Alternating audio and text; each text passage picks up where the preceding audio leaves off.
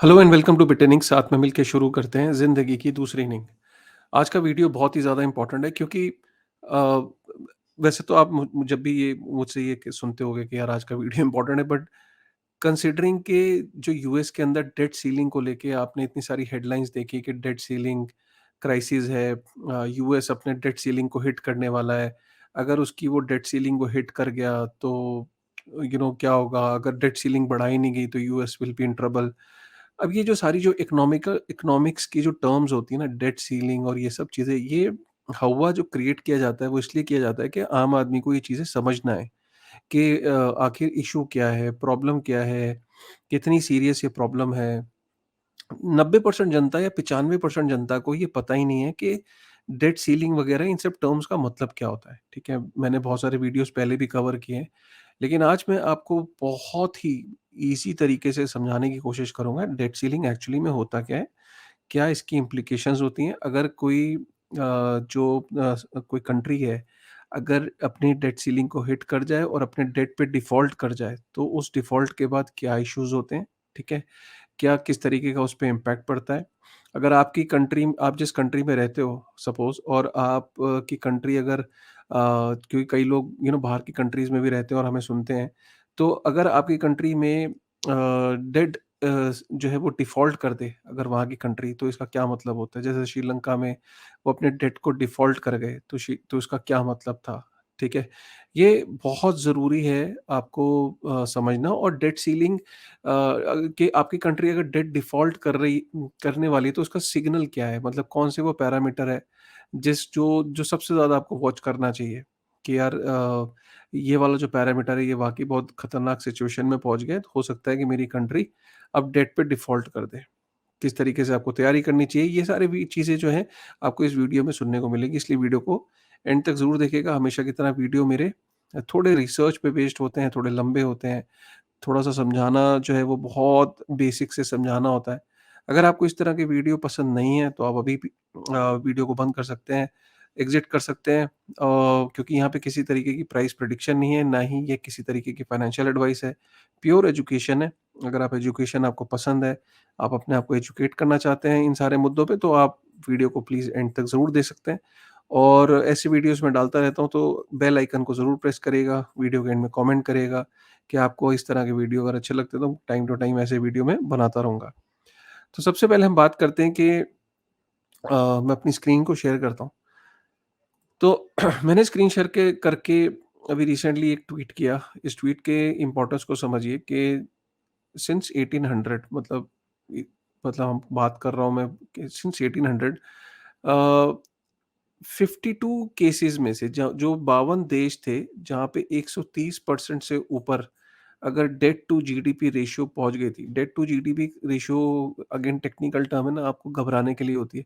Date to GDP ratio का मतलब ये है कि आपकी इनकम कितनी है, मतलब इनकम इन द सेंस कि आपकी जो किसी देश की पर्टिकुलर, जो कोई पर्टिकुलर देश है उसका ग्रॉस डोमेस्टिक प्रोडक्ट, मतलब उसकी टोटल वैल्यू जो गुड्स एंड सर्विसेज की है, राइट?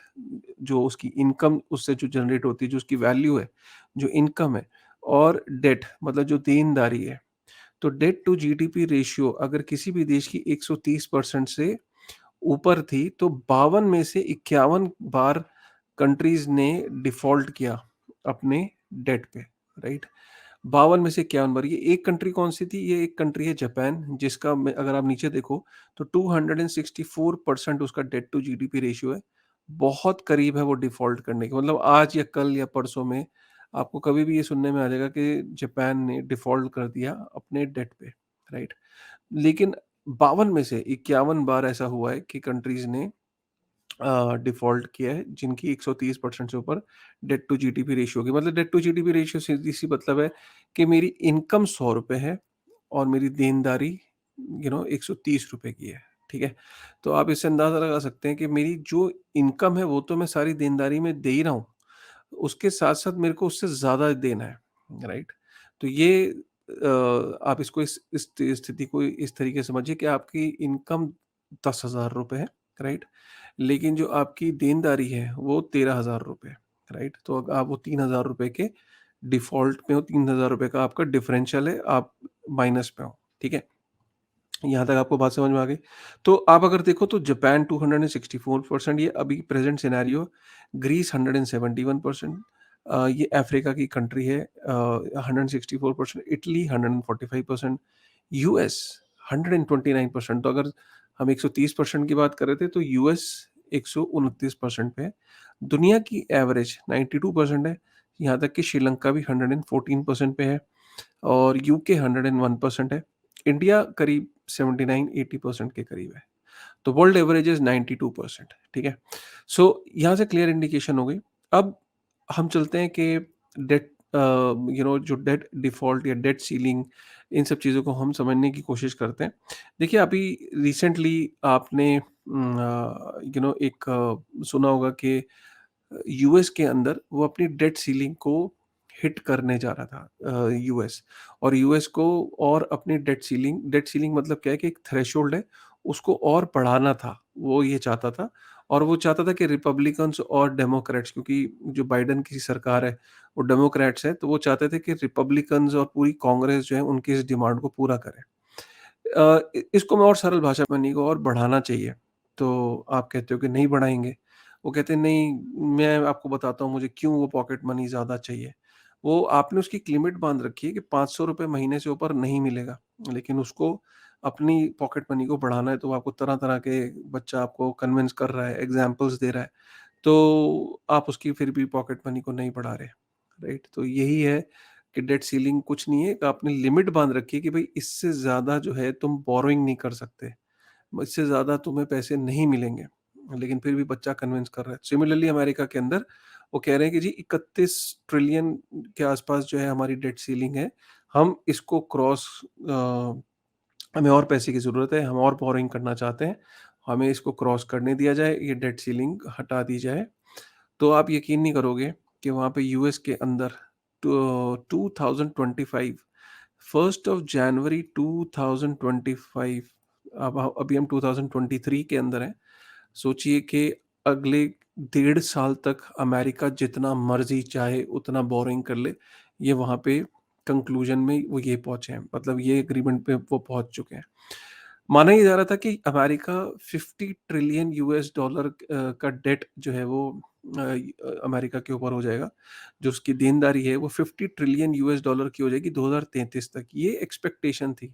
लेकिन लेकिन दोनों डेमोक्रेट्स और रिपब्लिकन्स पहले वहाँ अमेरिकन जनता को उल्लू बनाते रहे, लेकिन उन्होंने पीछे बैकडोर से कैसे साठ-गांठ करके सोचिए कि डेट सीलिंग अनलिमिटेड कर दी है। अनलिमिटेड का मतलब सोचिए कि 1.5 साल तक अमेरिका जितना मर्ज़ी चाहे बोरिंग कर सकता है। और आसानी से समझने की कोशिश करते हैं। देखिए ये ब्लैक होल आप देख रहे हैं, आपके सामने ये इमेज है ब्लैक होल की। ब्लैक होल के आप ये समझिए कि हमेशा एक कंट्री की एक लिमिट होती है कि वो कितना ज़्यादा, कितनी वो बोरिंग कर सकता है, वो कितने अपने आप को प्रॉब्लम में डाल सकता है। जैसे इस ब्लैक होल के अगर कोई इधर है, तो ऑब्वियसली ग्रेविटेशनल पुल कम है। लेकिन अगर यहाँ जितना वो के पास होगा यहाँ पे, राइट, कोई करता जा रहा है पैसे को, पैसे की बोरिंग करता जा रहा है, अपने डेट को बढ़ाता जा रहा है और जीडीपी है नहीं, ठीक है? तो जितना ज़्यादा वो इस ब्लैक होल के पास आएगा, उतना ज़्यादा वो इसके अंदर सक हो जाएगा। तो ये जितने भी देश हैं, जो जैसे जापान है, अमेरिका है, जो भी 130% से ऊपर जिनका डेट टू जीडीपी रेशियो है, वो सारे कहीं न कहीं यहाँ टहल रहे हैं। और अमेरिका जिस तरीके से पैसे की बोरिंग कर रहा है, और ख़ासकर अब तो अनलिमिटेड हो गया है 2025 तक, तो ये माना ये जा रहा है कि वो ब्लैक होल के अंदर जाएगा ही जाएगा, राइट? तो अगर हम देखें डेट सीलिंग होती क्या है? सिंपल सा revenue, money that is coming in, right, और expenses, money that is going out, ठीक है? जब रेवेन्यू जो होता है, किसी की इनकम जो है वो एक्सपेंसेस से ज़्यादा होती है, तो गवर्नमेंट के पास सरप्लस होता है, सेविंग्स ज़्यादा पड़ती है। लेकिन अगर गवर्नमेंट की जो एक्सपेंसेस हैं वो रेवेन्यू से ऊपर होते हैं, तो डेफिसिट होता है, ठीक है? अगर हम देखें गवर्नमेंट की जो टोटल स्पेंडिंग है यूएस के अंदर, इसको मैं बड़ा करता हूँ, तो 6.27 ट्रिलियन यूएस डॉलर की स्पेंडिंग है और रेवेन्यू कितना है? 4.90 ट्रिलियन। ये 2022 की मैं फिगर बता रहा हूँ आपको। और डेफिसिट कितना है? 1.38 ट्रिलियन यूएस डॉलर। तो डेफिसिट हो गया ना भाई, खर्चा, आपके जो एक्सपेंस हैं वो 6.27 ट्रिलियन यूएस डॉलर के हैं और आपकी जो इनकम है वो 4.90 ट्रिलियन यूएस डॉलर की है। तो आपका जो डेफिसिट है that is 1.38 trillion US dollar, ठीक है?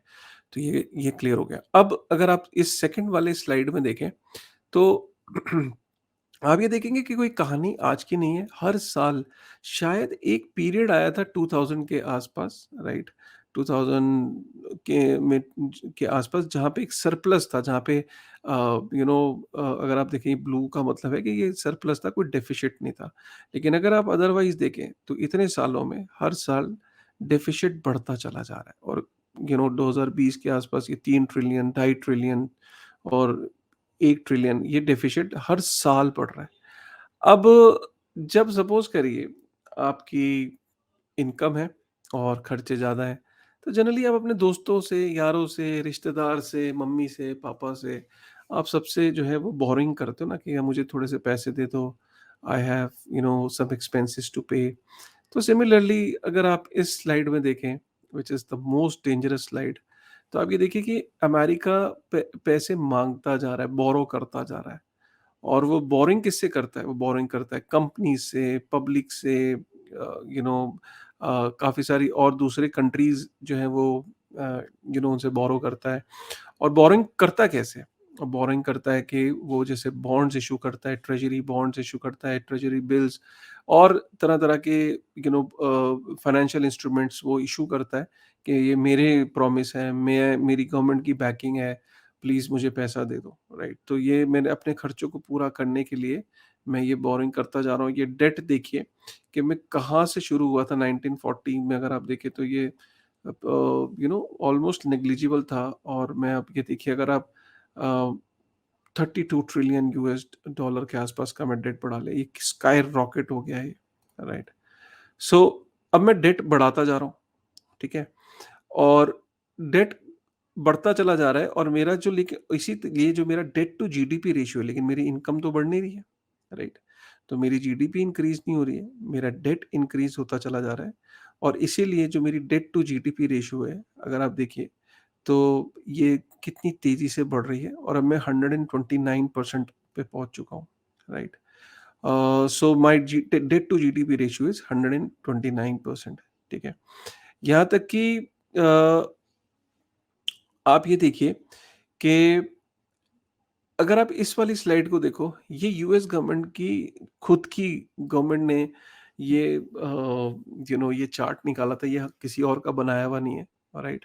वो बहुत ही हैरान कर देने वाला चार्ट है, वो खुद एडमिट कर रहे हैं कि जो पहले हिस्टोरिकल डेट इतना था लोगों के, जो यूएस गवर्नमेंट ने जो डेट बोरो किया था और आज की डेट डेट में जो डेट हेल्ड बाय पब्लिक वो इतना हो जाएगा 2060 के अंदर आसपास, राइट? सो अगर आप देखो तो यूएस गवर्नमेंट एक्नॉलेज कर रही है कि हम इस टाइम यहाँ पे हैं आसपास और डेट टू जीडीपी रेशियो ये विद टाइम मतलब अगर हम 2040 के अंदर जाएँ, ये 2040 के आस-पास, 2030 के आस-पास, ये 150% और 2040 आते-आते, खैर 2040 तो बहुत दूर की बात है, उससे पहले ही अचीव कर लेंगे।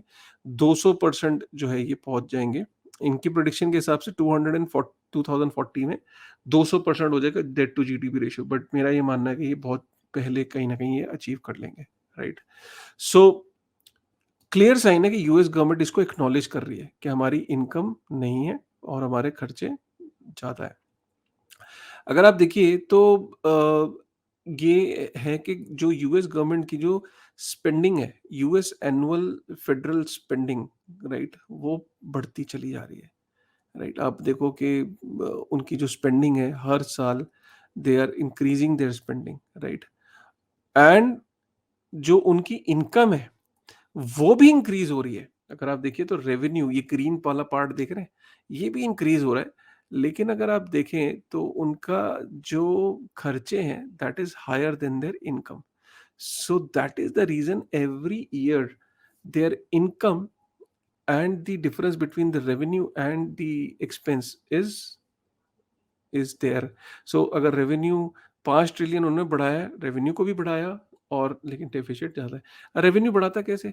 रेवेन्यू बढ़ाते हैं भई कि हम अपने टैक्सेस जो है वो कलेक्ट करके और यूएस गवर्नमेंट जो है वो टैक्सेस लगा रही है, तरह-तरह के टैक्सेस इम्पोज़ कर रही है। उसको वो और अपने they are trying to increase their revenue through taxes and all that, but still they are not able to meet the deficit, right? Probably there, या आप देख सकते हो एक टाइम था जो 2000 के बीच में जब एक सरप्लस हुआ था थोड़ा-सा, लेकिन अदरवाइज़ वो डेफिसिट हमेशा रहता है, right? So this is the reason कि ये हर साल जो है, अगर आप फिर से वापस हम उस रेड वाली स्लाइड पे आएँ, हर साल जो है ये डेट इंक्रीज़ होता चला जा रहा है, राइट? और होता क्या है, सपोज़ अब मैं इसको थोड़ा-सा बंद करता हूँ और मैं समझाने की कोशिश करता हूँ आपको ऐसे ही। अब सपोज़ करिए कि आपने एक घर लिया और आपने घर की ईएमआई आपने बाँधी बैंक के साथ कि चलिए मैं एक कमिटमेंट करी कि मैं बैंक को ईएमआई दूँगा, राइट? और लेकिन आप ईएमआई को अब आपके खर्चे ज़्यादा थे, आप आप ईएमआई को भी दे नहीं पा रहे हो। बोरिंग कभी इधर से करी, कभी उधर से करी, कभी किसी से पैसा पकड़ा, अब आप ईएमआई भर रहे थे। लेकिन एक दिन ऐसा आएगा जब आपकी अगर इनकम नहीं बढ़ रही है और आपकी बोरिंग बढ़ती चली जाएगी, तो होगा क्या? आपने जो लोगों से पैसे पकड़े हुए, आप उनके ना प्रिंसिपल दे पाओगे, ना आपने जो इंटरेस्ट देना है, ना आप इंटरेस्ट दे पाओगे। तो आप इंटरेस्ट पे पहले डिफ़ॉल्ट करोगे और धीरे-धीरे उसके बाद आप प्रिंसिपल पे भी डिफ़ॉल्ट करोगे। जब आप इंटरेस्ट पे भी डिफ़ॉल्ट करोगे और प्रिंसिपल पे भी डिफ़ॉल्ट करोगे, तो होगा क्या? आपके आस-पास के जो लोग हैं, एक तो आपको पैसा नहीं देंगे, ठीक है? और अगर कोई पैसा देगा भी तो बोलेगा, भाई ऐसा है, मैं तेरे को हायर रेट ऑफ इंटरेस्ट पे दूँगा और मुझे कोई सिक्योरिटी के तौर पे बड़ी कोई चीज़ रख, एश्योरेंस चाहिए, कोई बीच में गारंटर चाहिए, कोई गारंटी करने वाला चाहिए, 50 तरीके की कंडीशन रखेगा, राइट? और अगर आपको जब लोन्स जो हैं वो जो पहले ऑलमोस्ट बहुत कम रेट ऑफ इंटरेस्ट पे मिल रहे थे क्योंकि आपकी रेपुटेशन थी, अब आपकी जैसी रेपुटेशन परिवार में खराब हुई तो आपको कोई पैसे भी नहीं देता और देता है तो बहुत महँगे उसमें देता है। यही कंडीशन कंट्रीज़ की भी होती है कि जब कोई कंट्री डिफ़ॉल्ट कर देती है तो आस-पास कि जो से जो कंट्रीज़ डील कर रही थी, वो एकदम उसकी रेटिंग्स गिर जाती हैं। उसकी जो दुनिया भर की जो इंस्टीट्यूशंस हैं, वो उसकी रेटिंग्स गिरा देते हैं। वो पैसे के लिए इधर से उधर भागता है। वो आईएमएफ का दरवाज़ा खटखटाता है, वो वर्ल्ड बैंक का दरवाज़ा खटखटाता है, लेकिन उसे कोई पैसा नहीं दे रहा होता है। आईएमएफ अपनी शर्तें रख रहा होता है, वर्ल्ड बैंक अपनी शर्तें रख रहा होता है। कोई कंट्री उसके साथ डील नहीं कर रहा होता, राइट? और उसके खुद के देश में क्योंकि वो जब वो डिफ़ॉल्ट कर रहा होता है, वो इंटरेस्ट की पेमेंट्स नहीं कर रहा होता। राइट? और वो प्रिंसिपल भी देने में सक्षम नहीं होता है, तो उसकी रेपुटेशन पे सवाल उठना शुरू हो जाते हैं। और जब पैसा नहीं मिल रहा होता और पैसा जब मिल रहा होता है, तो महँगा मिल रहा होता है, तो होता क्या है कि आप मार्केट से पैसा रेज़ भी कर लेते हो, लेकिन आपकी ज़्यादातर जो पैसा रेज़ करने के बाद भी आपका जो ज़्यादा पोर्शन है, वो इंटरेस्ट के अंदर जा रहा होता है। क्योंकि आपकी जो इंटरेस्ट की पेमेंट्स हैं, वो बहुत ज़्यादा हो जाती है, राइट? अगर मैं आपको बताऊँ तो यूएस के अंदर भी जो उनकी इंटरेस्ट की पेमेंट्स हैं, वो बहुत ज़्यादा उनकी हाई है, जो उनको पे करना पड़ता है इंटरेस्ट। अगर मैं आपको एक एग्ज़ाम्पल के तौर पे बताऊँ, मैं एक स्क्रीन शेयर करके अ, राइट, तो अगर मैं आपको एग्ज़ाम्पल के तौर पे बताऊँ तो यूएस का अगर टोटल डेट जो है वो 31.8 ट्रिलियन है और उनका जो डेट पर सिटिज़न है वो $95,000 है और डेट पर टैक्स पेयर जो है वो $248,000 है। तो पर सिटिज़न इतना डेट है इस टाइम। तो this is way very difficult for US to pay back this debt, right?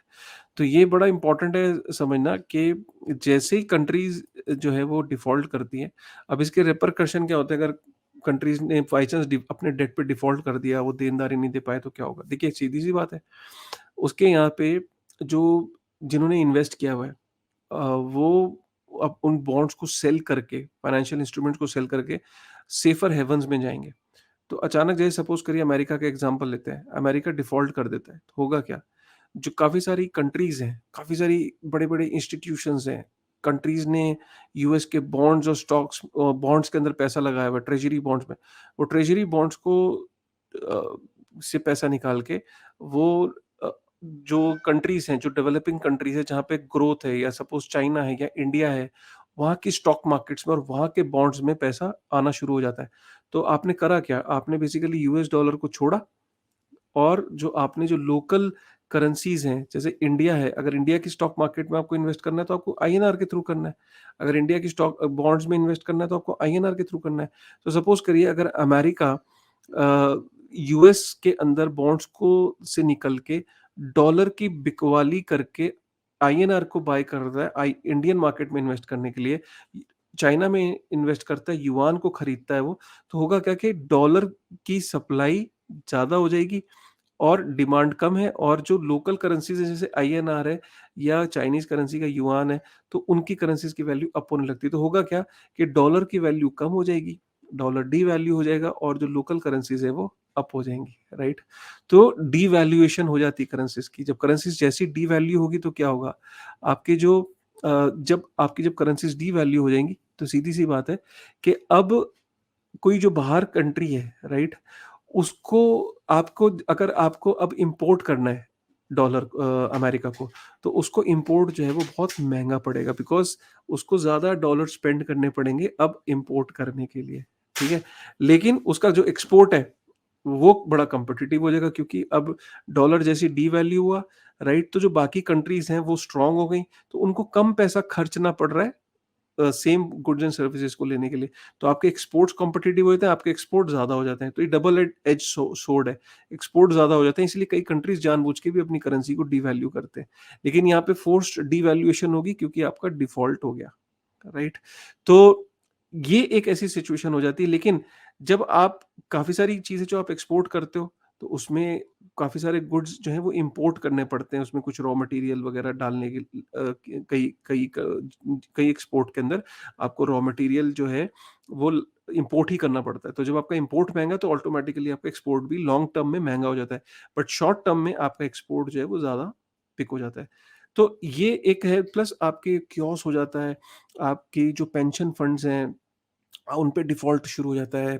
Pension funds में जो इंटरेस्ट देना था, लोगों के अंदर पैनिक हो जाता है। लोग अपने पैसे को निकालने के लिए बैंकों के आगे कतार लगा देते हैं। फिर आप इतने पे कैश सर्व नहीं कर पाते, बैंक रन शुरू हो जाते हैं। एटीएम से विथड्रॉल, बैंकों से विथड्रॉल शुरू हो जाता है। आप विथड्रॉल पे लिमिट लगाते हो, लोगों में और पैनिक होता है। लोग फिर बैंक्स के आगे हड़ताल शुरू कर देते हैं, मारा-पीटी शुरू हो जाती है, वायलेंस शुरू हो जाता है। आपकी एक कॉन्फिडेंस लूज़ हो जाता है। हमने क्या श्रीलंका के अंदर नहीं देखा? क्या हमने वेनेज़ुएला में नहीं देख रहे, हम ज़िम्बाब्वे में नहीं देख रहे, हम लेबनान में नहीं देख रहे? इस तरह की सिचुएशन क्रिएट हो जाती है, राइट?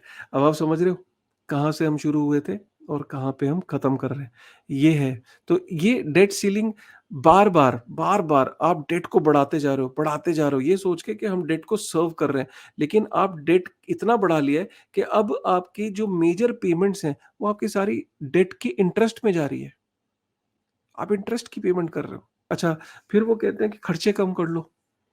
आपके जो एक्सपेंडिचर है, आप हेल्थ पे खर्च कर रहे हो, आप लोगों के अनएम्प्लॉयमेंट का भत्ता डालना पड़ता है, फ्री राशन देना पड़ता है, लोगों को खाना खिलाना पड़ता है। तो आप कहते हो यार टैक्सेस बढ़ा दो, टैक्सेस बढ़ाते हो तो आपकी कुर्सी चली जाती है। टैक्सेस भी नहीं बढ़ा पाते हो। आप जो पेंशन फंड्स हैं, जो हेल्थ सोशल सिक्योरिटी स्कीम्स हैं जैसे यूएस में या कई कंट्रीज़ में फ्री राशन वगैरह होता है, वो भी आप कम नहीं कर सकते। राइट? तो ये एक ऐसा स्पाइरल कर्व है, ये ऐसी चीज़ है कि हर कंट्री इसमें फँस चुकी है। कुछ कंट्रीज़ इसमें बहुत आगे निकल चुकी हैं, कुछ इसमें पहुँचने वाली हैं, लेकिन अल्टीमेटली सारी कंट्रीज़ जो हैं एक ऐसे ऐसे ब्लैक होल के अंदर जा रही हैं, जिससे निकलना बहुत मुश्किल है। वो सक कर लेगा, और वो ब्लैक होल जो मैंने शुरू में बताया था, कुछ उस ब्लैक होल के बिल्कुल किनारे पे पहुँच गए, कुछ थोड़े से दूर है। लेकिन अल्टीमेटली वो ब्लैक होल सबको सक कर रहा है। ठीक है? ये था आज का सबसे इम्पोर्टेंट शो, और इसमें डेमोक्रेट्स और रिपब्लिकन्स ने दोनों एक ही थैली के चट्टे-बट्टे हैं। अमेरिका की जो जनता है उसका उल्लू बनाते रहे, नहीं-नहीं, नहीं-नहीं, नहीं-नहीं करते रहे, लास्ट में अनलिमिटेड बोला, अनलिमिटेड बोरिंग करो, क्योंकि कल को हमारी सरकार आएगी तो हमें भी तो यही करना है, ठीक है? ये है भोली-भाली जनता का उल्लू बनाना, ठीक है ना? तो उम्मीद करता हूँ आपको इस तरह के कंटेंट से आपको ये चीज़ें समझ आई होंगी, कॉन्सेप्ट्स क्लियर होंगे। अगर आपको पसंद आया है ये, तो प्लीज़ शेयर, अगर आपने नहीं किया ये वीडियो तो आपने क्या करा फिर? फिर आप अपने आप कंटेंट को कंज़्यूम किया, लोगों का भला नहीं किया। लोगों के साथ शेयर करो, इसको लाइक करो, कमेंट करो, ट्विटर पे डालो। ऐसा कंटेंट आपको कहीं सुनने को, देखने को नहीं मिलेगा। ठीक है? और प्लीज़ बिटिनिंग के चैनल को सब्सक्राइब करो और ज़्यादा से ज़्यादा कमेंट करके बताना कि इस तरह का कंटेंट आपको रेगुलर बेसिस पे चाहिए। मैं बनाता रहूँगा क्योंकि मुझे बहुत मज़ा आता है इस तरीके का कंटेंट बनाने में। चलिए with this thought thank you very much. Have a great day, have a good night जहाँ पे भी आप लोग हो, ठीक है? Just take care.